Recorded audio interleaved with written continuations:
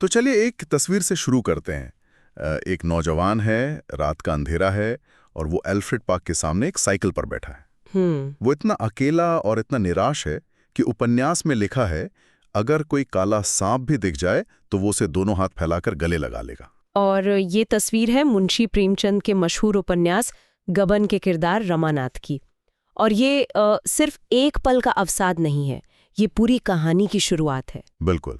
और आज हम इसी कहानी की गहराई में उतर रहे हैं।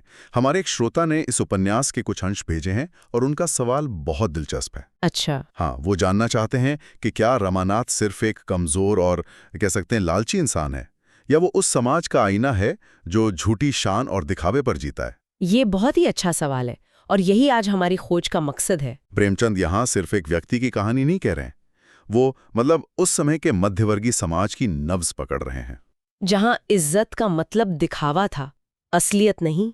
हाँ, रमानाथ का संकट सिर्फ 300 रुपए का नहीं है, बल्कि अपनी बनाई हुई जो झूठी छवि है उसके ढह जाने का डर है।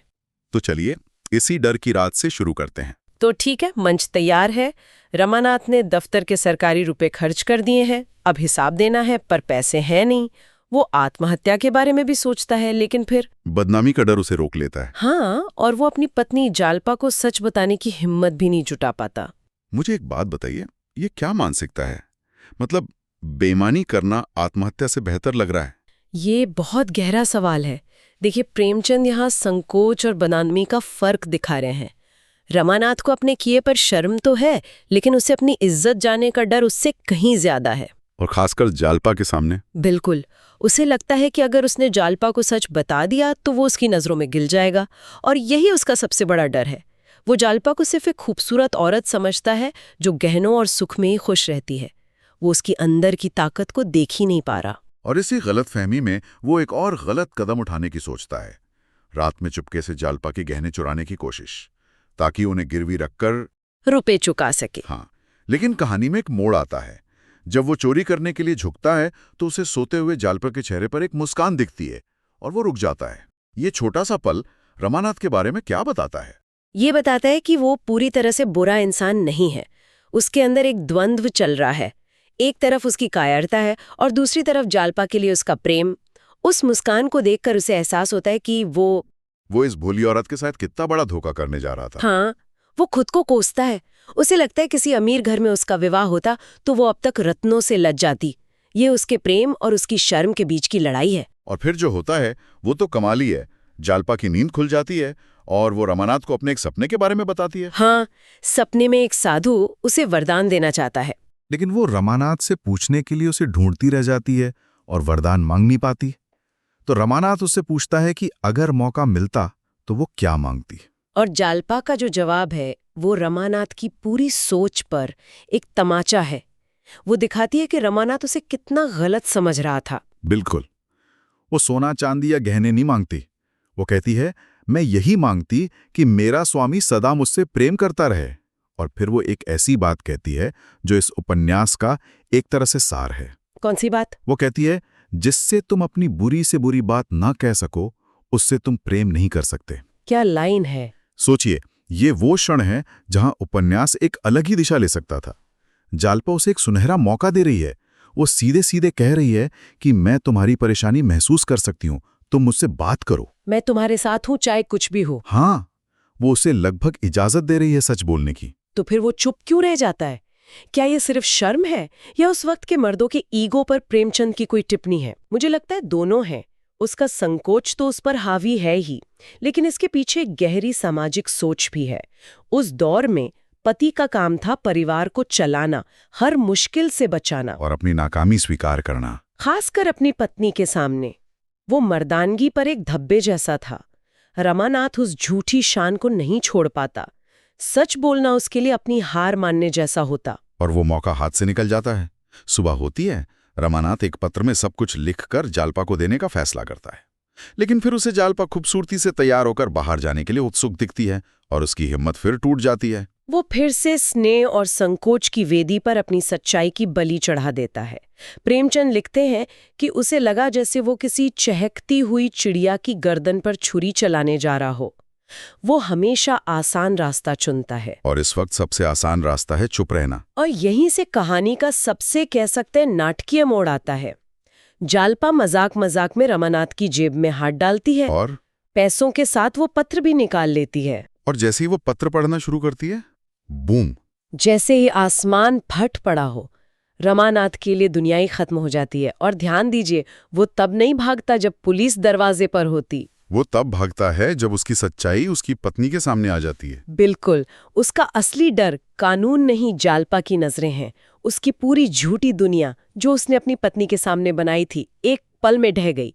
अब वो उसका सामना नहीं कर सकता। ठीक है, तो एक तरफ रमानाथ है जो कलकत्ते की ट्रेन पकड़ने के लिए भाग रहा है, लेकिन वापस प्रयाग में क्या हो रहा है? जहां रमाना टूट रहा है, वहीं जालपा की कहानी एक बिल्कुल अलग मोड़ ले रही है। हाँ, और यही प्रेमचंद की लेखनी का जादू है।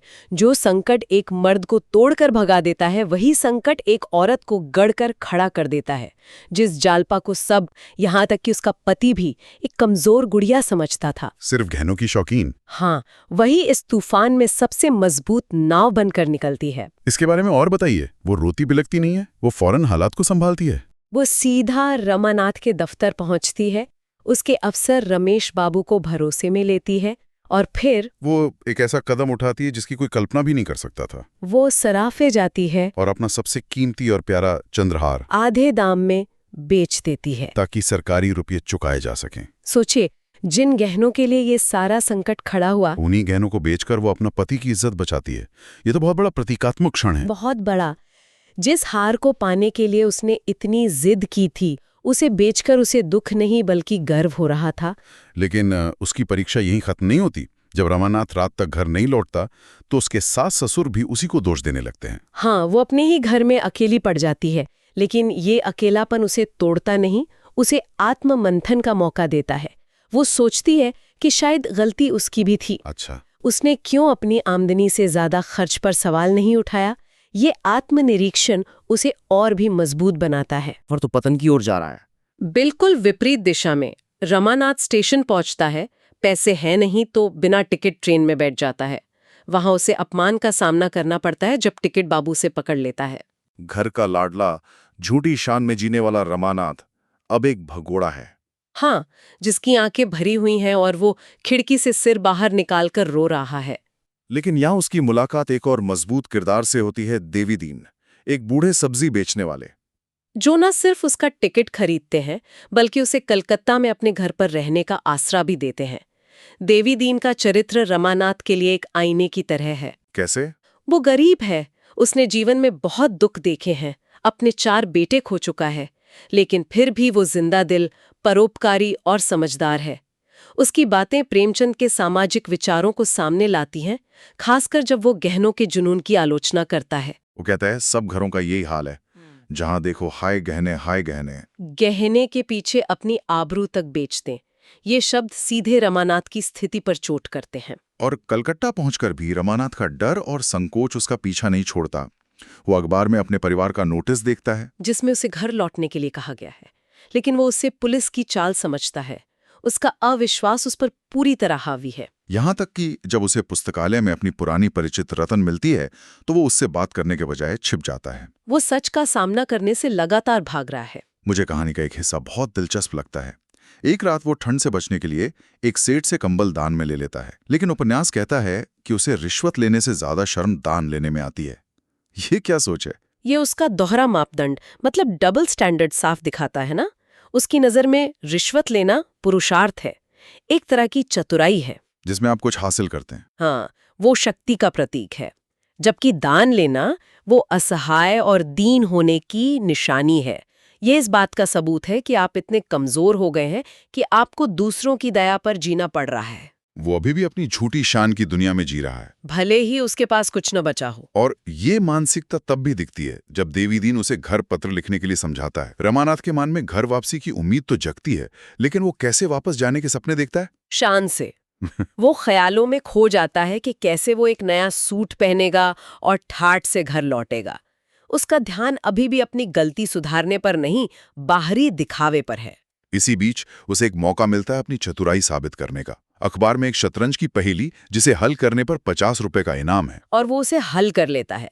ये छोटी सी जीत उसे अस्थायी रूप से ताकतवर महसूस कराती है। लेकिन ये जीत भी उसकी बुद्धि से आई है, मेहनत से नहीं। सही बात है, ये बस उसकी उसी प्रवृत्ति को और मजबूत करती है कि वो शॉर्टकट से चीजें हासिल कर सकता है। वो अभी भी नहीं बदला है। और जब रमानाथ कलकत्ता में 50 रुपए जीतकर नया सूट खरीदने के सपने देख रहा है, ठीक उसी वक्त जालपा प्रयाग में एक ऐसा काम कर रही है जो उसकी पूरी जिंदगी बदल देगा। हाँ, कहानी वापस प्रयाग पहुंचती है। हम जालपा को एक बड़ा फैसला लेते हुए देखते हैं। वो अपनी सारी विलासिता की चीजें, रेशमी कपड़े, विदेशी सामान, सब कुछ, वही चीजें जिनके लिए रमानाथ ने अपनी आत्मा बेच दी थी। बिल्कुल, वो उन सब चीजों को एक बैग में भरती है।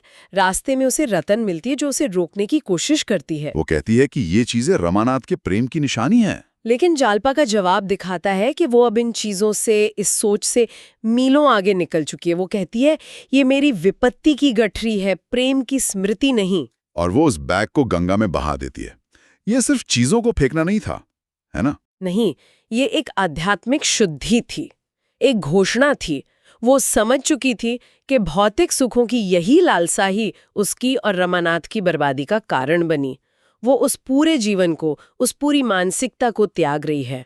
यहाँ हम देखते हैं कि जालपा वैचारिक रूप से रमानाथ से बहुत आगे निकल चुकी है। वो आजाद हो रही है। तो अगर हम इस सारे विश्लेषण को एक साथ देखें तो हमारे श्रोता के सवाल का जवाब क्या बनता है? हमने दो बिल्कुल अलग अलग यात्राएं देखी। हाँ, हमने देखा कि रमानाथ शर्म और झूठी शान के बोझ तले दबकर घर से भागता है। उसका चरित्र पतन की ओर जाता है। वही दूसरी ओर जालपा उसी संकट का सामना करती है, अपनी जिम्मेदारियों को समझती है और अपनी विलासिता को त्याग कर एक नए आत्मसम्मान के साथ अपने जीवन को एक नई दिशा देती है। उसका चरित्र उत्थान की ओर जाता है। तो अंत में हमारे पास दो तस्वीरें हैं। एक तरफ रमानाथ है जिसने शतरंज की बाजी जीतकर 50 रुपए तो कमा लिए हैं, लेकिन वो अभी भी दिखावे और डर की दुनिया में कैद है। और दूसरी तरफ जालपा है जिसने अपनी विपत्ति की गठरी गंगा में बहाकर खुद को आजाद कर लिया है, भले ही उसके पास कुछ न बचा हो।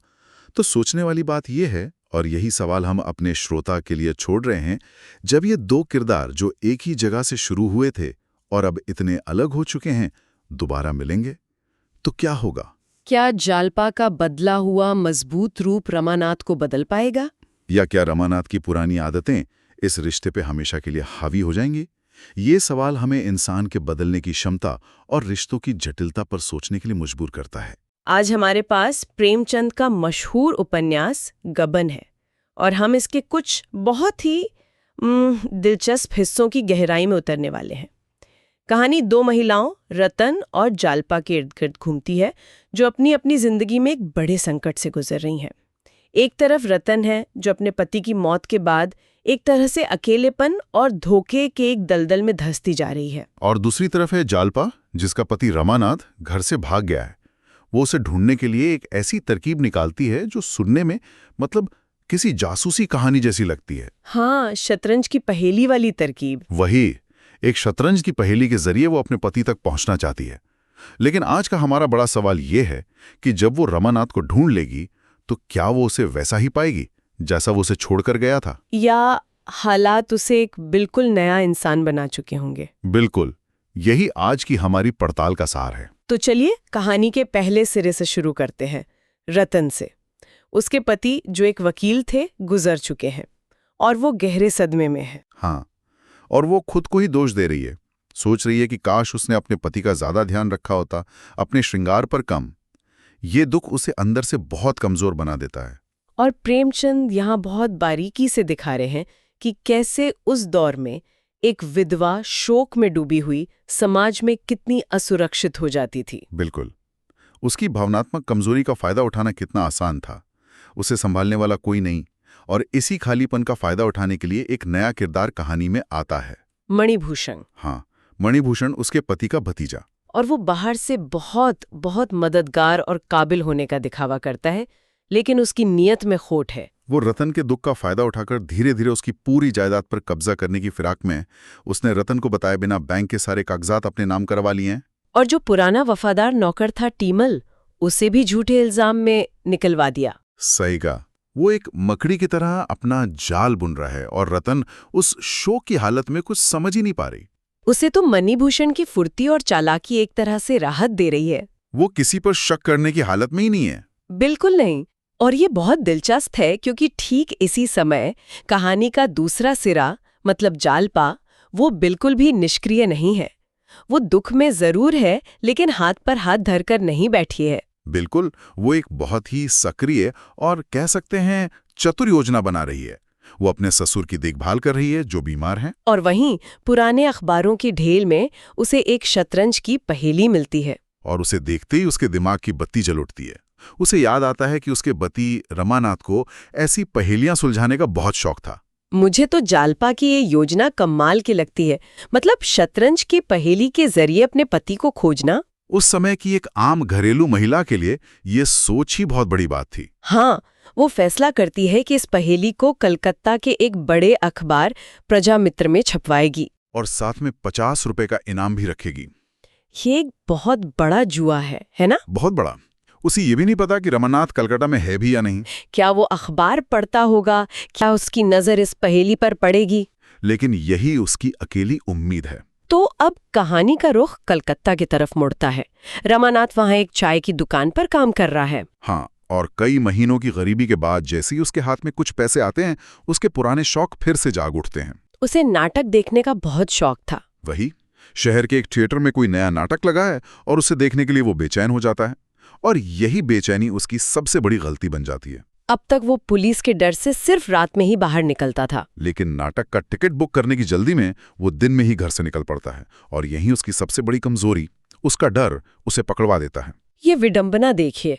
वो सड़क पर पुलिस वालों को देखकर इतना घबरा जाता है कि अजीब तरह से चलने लगता है, नजरें चुराने लगता है। और उसका यही संदिग्ध बर्ताव पुलिस का ध्यान खींच लेता है। उसे उस जुर्म के लिए नहीं पकड़ा जाता जो उसने किया ही नहीं, बल्कि इसलिए पकड़ा जाता है क्योंकि वो एक चोर की तरह दिख रहा था। हाँ, उसका अपना डर ही उसका सबसे बड़ा दुश्मन बन गया। पुलिस उसे रोकती है, वो घबराहट में अपना नाम पता सब गलत बताता है और बस पकड़ा जाता है। और उसी वक्त देवी दीन, जिसके घर वो रहता है, वहां पहुंचकर उसका असली नाम बता देता है, जिससे पुलिस का शक और भी गहरा हो जाता है। उसे पुलिस स्टेशन ले जाया जाता है और यहाँ कहानी एक बहुत ही अप्रत्याशित मोड़ लेती है। रमानाथ तो यही सोच रहा है कि उसे इलाहाबाद के म्यूनिसिपैलिटी के 400 रुपए के गबन के लिए पकड़ा गया है। और वो डर के मारे अपना छोटा मोटा जुर्म कबूल भी कर लेता है। लेकिन पुलिस को उसके इस छोटे से गबन में कोई दिलचस्पी ही नहीं है। बिल्कुल नहीं। उनके हाथ में एक बहुत बड़ा डकैती का केस है और उन्हें उस केस को सुलझाने के लिए एक सरकारी गवाह चाहिए, एक मुखबिर। ये पुलिस की तरफ से एक बहुत ही चालाक चाल है ना? वो रमानाथ की कमजोरी को कैसे इस्तेमाल करते हैं। बहुत चालाकी से। दारोगा रमानाथ के चेहरे पे लिखा डर पढ़ लेता है। वो समझ जाता है कि ये आदमी जेल जाने के नाम से ही कांपता है। तो वो उसे सजा का डर नहीं बल्कि एक इनाम का लालच दिखाता है। सही कहा। वो एक सौदा पेश करता है। हम तुम्हें गबन के मामले से बचा लेंगे, ऊपर से एक अच्छी नौकरी भी दिलवा देंगे। बस तुम्हें डकैती के मामले में हमारी तरफ से गवाही देनी होगी। वो उसे एक अपराधी की तरह नहीं बल्कि एक मोहरे की तरह देख रहा है जिसे इस्तेमाल किया जा सकता है। हाँ, और फिर आता है कहानी का सबसे बड़ा और सबसे दुखद मोड़। जब पुलिस तसल्ली करने के लिए इलाहाबाद फोन करती है, उन्हें पता चलता है कि रामानाथ पर गबन का कोई मामला है ही नहीं। एक मिनट, ये बात तो मतलब दिल तोड़ने वाली है। हाँ, जिस डर की वजह से उसने अपना घर, अपनी पत्नी, अपनी पूरी जिंदगी छोड़ दी, वो डर असल में था ही नहीं। बिल्कुल। हिसाब किताब में थोड़ी गलती हुई थी जिससे डर कर वो भाग गया। बाद में पता चला कि खजाने में कोई कमी नहीं थी। ये तो उसके चरित्र पर ही एक बहुत गहरी टिप्पणी है। वही तो, वो मुश्किलों का सामना करने के बजाय उनसे भागता है और इसी एक गलती ने उसे एक ऐसे जाल में फंसा दिया है जिससे निकलना अब लगभग नामुमकिन है। और पुलिस ये सच्चाई रमानाथ से छिपा लेती है। हाँ, वो उसे अपने जाल में फंसाए रखना चाहती है। देवी दीन बेचारा अपनी जिंदगी भर की जमा पूंजी लेकर आता है उसे छुड़ाने। लेकिन तब तक बहुत देर हो चुकी होती है। रमानाथ पुलिस का मुखबिर बनने के लिए राजी हो चुका है। देवी दिन उसे समझाने की बहुत कोशिश करता है। वो कहता है कि कुछ साल जेल काट लेना बेहतर है बजाय इसके कि बेगुनाहों का खून अपने सिर पर लिया जाए। लेकिन जेल का डर रमानाथ पर इतना हावी है कि वो किसी की नहीं सुनता। और फिर महीनों बाद जालपा की योजना रंग लाती है। प्रजामित्र अखबार से एक चिट्ठी आती है जिसमें रमानाथ के दस्तखत वाली रसीद है। पता मिलते ही जालपा फौरन कलकत्ता के लिए निकल पड़ती है। वहां पहुंचकर उसे देवी दीन से रमानाथ की पूरी कहानी पता चलती है। और रमानाथ इस बीच कहाँ है? वो तो पुलिस की निगरानी में एक आलीशान बंगले में रह रहा है। हाँ, गाड़ी, नौकर चाकर, बढ़िया खाना। उसे वो सारी ऐशो आराम की चीजें मिल गई हैं जिनके वो हमेशा सपने देखता था। तो यहाँ हम अपने शुरुआती सवाल पर वापस आते हैं। क्या वो वही इंसान है? ऐसा लगता है कि हालात ने उसे वाकई बदल दिया है। लेकिन शायद अच्छे के लिए नहीं। उसका ज़मीर जैसे इन भोग विलासों में सो गया है। लेकिन तभी एक दिन गाड़ी में जाते हुए उसे देवी दीन के घर की खिड़की पर जालपा की एक झलक दिखती है, और वो एक झलक ही उसे अंदर तक हिला देती है।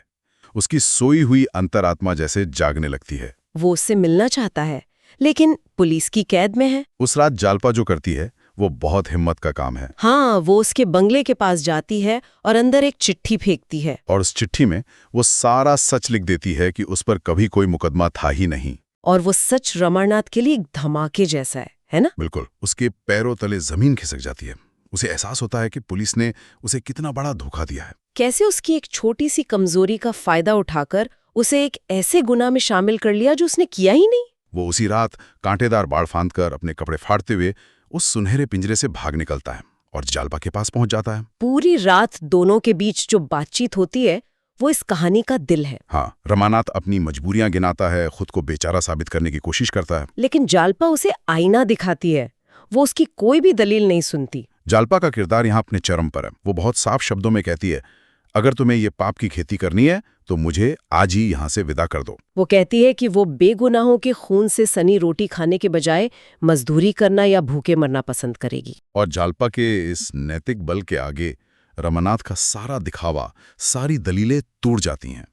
वो अपना बयान बदलने का वादा करता है। जालपा की ये हिम्मत और नैतिक स्पष्टता वाकई कमाल है।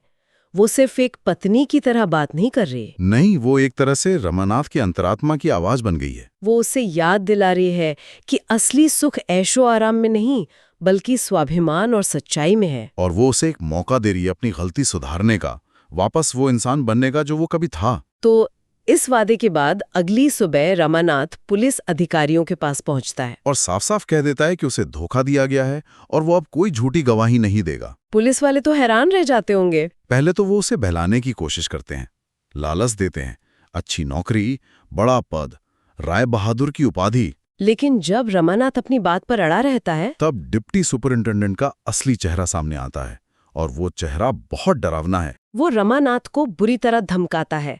वो जेल का एक ऐसा भयानक मंजर पेश करता है कि सुनकर ही रूह कांप जाए। धूल मिली हुई आटे की रोटी, अंधेरी कालकोठरी और जेलरों की गालियां और मार। वो चीखता है, हम तुमको ऐसा लेसन दे देगा कि तुम उम्र भर न भूलेगा। ये मनोवैज्ञानिक खेल बहुत क्रूर है, बहुत ज्यादा। ये classic good cop bad cop वाली तरकीब है। एक तरफ डिप्टी उसे जानवरों की तरह धमका रहा है तो दूसरी तरफ इंस्पेक्टर हमदर्दी दिखाकर उसे संभालने का नाटक कर रहा है। वो रमानाथ को मानसिक रूप से पूरी तरह तोड़ देना चाहते हैं। और वो कामयाब भी हो जाते हैं। जेल का नाम सुनते ही रमानाथ की सारी हिम्मत जवाब दे जाती है। जिस डर से वो हमेशा भागता रहा, वही डर एक पहाड़ बनकर उसके सामने खड़ा हो जाता है। वो रोने लगता है। एक तरफ जालपा से किया हुआ वादा है, उसका स्वाभिमान है, और दूसरी तरफ अपनी जिंदगी बर्बाद हो जाने का खौफ। और वो इसी कश्मकश में फंसा हुआ है कि तभी सरकारी वकील वहां पहुंच जाते हैं। हाँ, अब उसे फौरन अदालत में गवाही देने के लिए जाना है। अब फैसला करने का वक्त नहीं बचा, अब उसे चुनना होगा। तो रमानाथ एक ऐसे दौराहे पर खड़ा है जहां से दोनों रास्ते मुश्किल हैं। क्या वो अपनी पत्नी से किया वादा निभाएगा, सच का साथ देगा और जेल की भयानक जिंदगी चुनेगा, या फिर वो अपने डर के आगे घुटने टेक देगा और कई बेगुनाहों की जिंदगी बर्बाद कर देगा? प्रेमचंद हमें यहीं छोड़ देते हैं एक बहुत बड़े सवाल के साथ। बिल्कुल। ये कहानी सिर्फ एक अपराध या एक धोखे की नहीं है, ये नैतिक साहस की परीक्षा है। ये हमें सोचने पर मजबूर करती है कि कैसे आराम की जिंदगी की एक छोटी सी चाहत या एक छोटा सा डर, हाँ, एक छोटा सा डर एक इंसान को नैतिक पतन के कितने गहरे गड्ढे में गिरा सकता है। और क्या एक इंसान का प्यार और साहस, जालपा का साहस, उस पतन को रोकने के लिए काफी हो सकता है? ये एक ऐसा सवाल है जिसका जवाब हर किसी को अपने अंदर खोजना पड़ता है। मुंशी प्रेमचंद का उपन्यास गबन ज्यादातर लोगों के लिए जालपा के गहनों के लालच और रमानाथ की कमजोरियों की कहानी है। लेकिन आज हम इसके कुछ ऐसे हिस्सों की गहराई में उतरेंगे जो इस कहानी को कहीं ज्यादा बड़ा और गहरा बनाते हैं। बिल्कुल। और ये हिस्से हमें दिखाते हैं कि ये सिर्फ एक आदमी के गिरने की कहानी नहीं, बल्कि असल में 3 औरतों के अपने पैरों पर उठ खड़े होने की कहानी है। अच्छा। हाँ, ये कहानी है नैतिक साहस की, सामाजिक पाखंड पर चोट की और इस गहरे सवाल की कि क्या किसी के पाप का प्रायश्चित कोई और कर सकता है। इस कहानी में इतने मजबूत किरदार हैं, लेकिन मुझे हमेशा लगता है कि हमें शुरुआत रतन से करनी चाहिए। सही बात है। वो एक ऐसी महिला है जो कहानी के मुख्य प्लॉट से थोड़ी बाहर है, लेकिन उसकी कहानी एक तरह से पूरे नॉवल की नींव रखती है। तो वो कौन थी और असल में उसके साथ हुआ क्या था? देखें, रतन एक अमीर घर की विधवा है। उसके पति की अचानक मौत हो जाती है और वो कोई वसीयत नहीं छोड़ पाती। हाँ, और यहीं पर प्रेमचंद उस समय के समाज की एक बहुत बड़ी क्रूरता दिखाते हैं। रतन के पति का ही एक रिश्तेदार है मणिभूषण। वो एक बहुत ही क्रूर कानून का फायदा उठाता है। कौन सा कानून? मतलब क्या था वो? उस जमाने में एक कानून था कि अगर वसीयत ना लिखी हो तो संयुक्त परिवार में विधवा का अपने पति की संपत्ति पर कोई हक नहीं माना जाता था। बाप रे। और ये सिर्फ एक कानूनी बात नहीं है। प्रेमचंद इसके जरिए ये दिखा रहे हैं कि समाज में एक अकेली औरत कितनी असुरक्षित थी।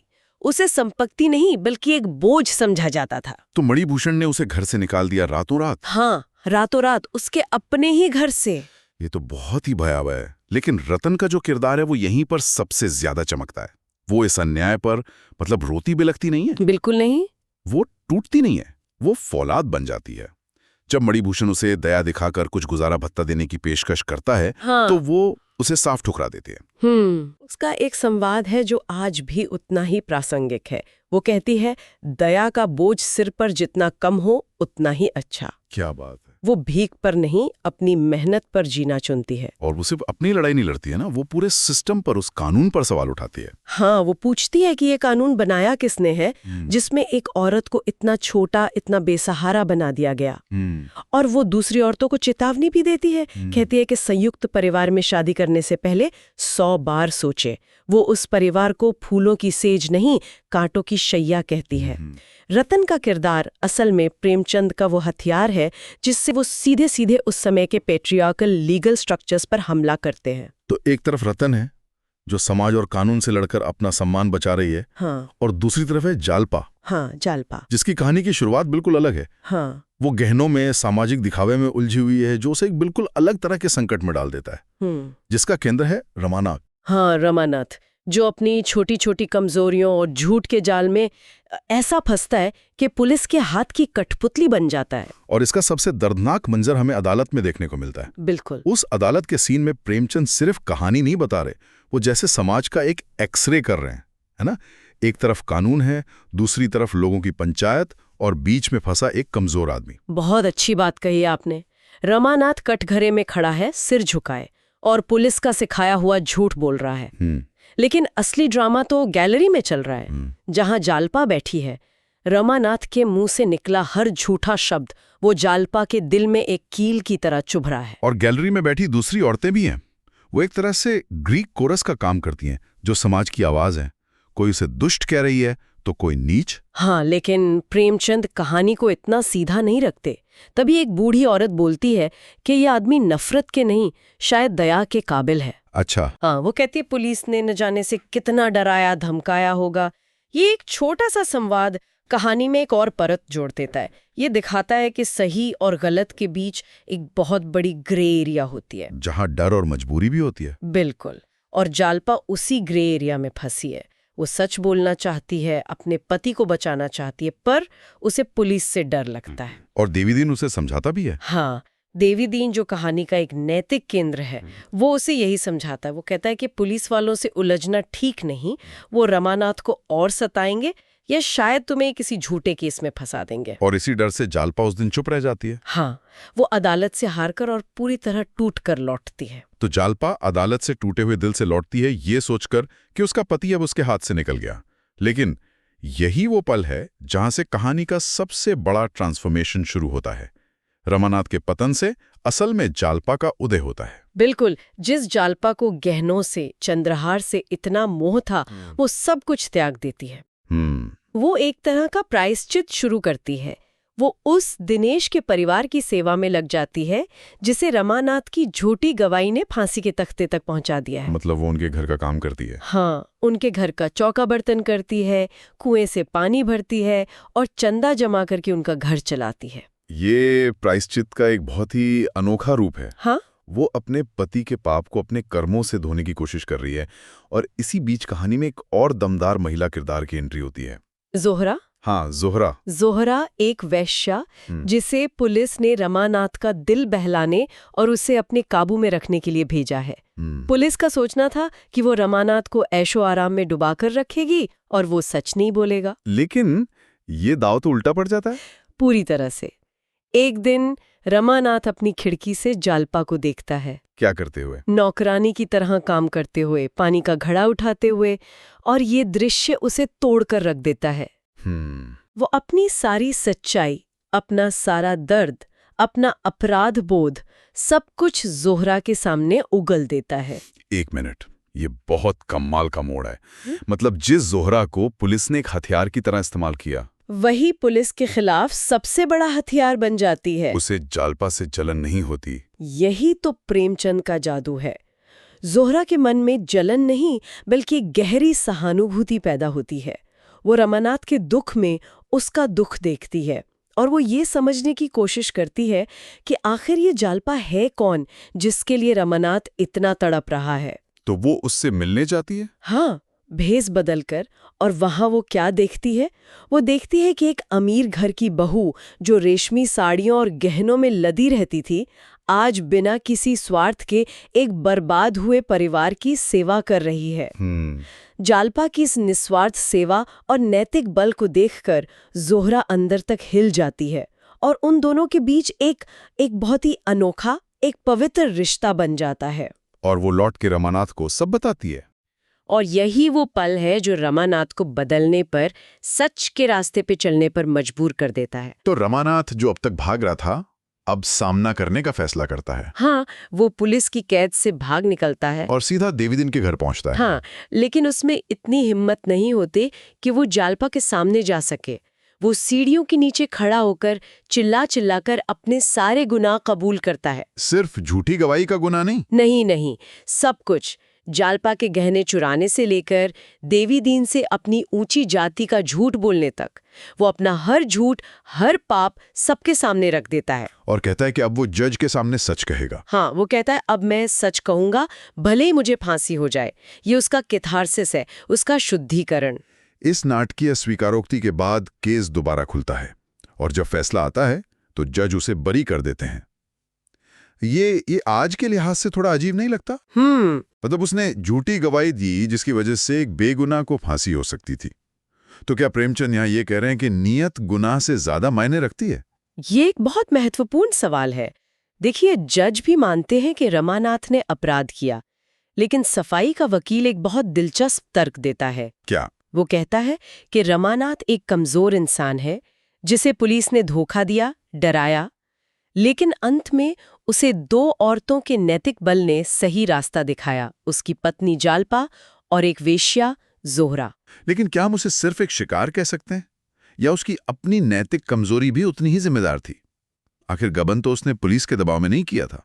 आप बिल्कुल सही कह रहे हैं, वो पूरी तरह से निर्दोष नहीं है। लेकिन प्रेमचंद का न्याय व्यवस्था का न्याय नहीं है, वो एक नैतिक न्याय की बात कर रहे हैं।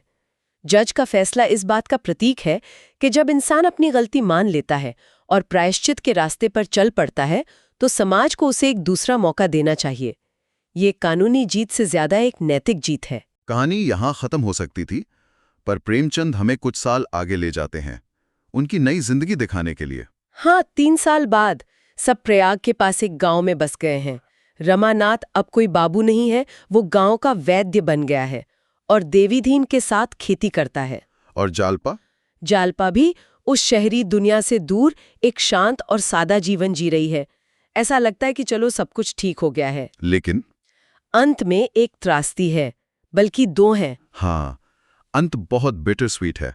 हमें पता चलता है कि रतन, जिसकी मजबूत कहानी से हमने शुरुआत की थी, उसकी मौत हो चुकी है। हाँ, और फिर जोहरा के साथ जो होता है वो तो दिल दहला देता है। गंगा में बाढ़ आती है, भयानक बाढ़।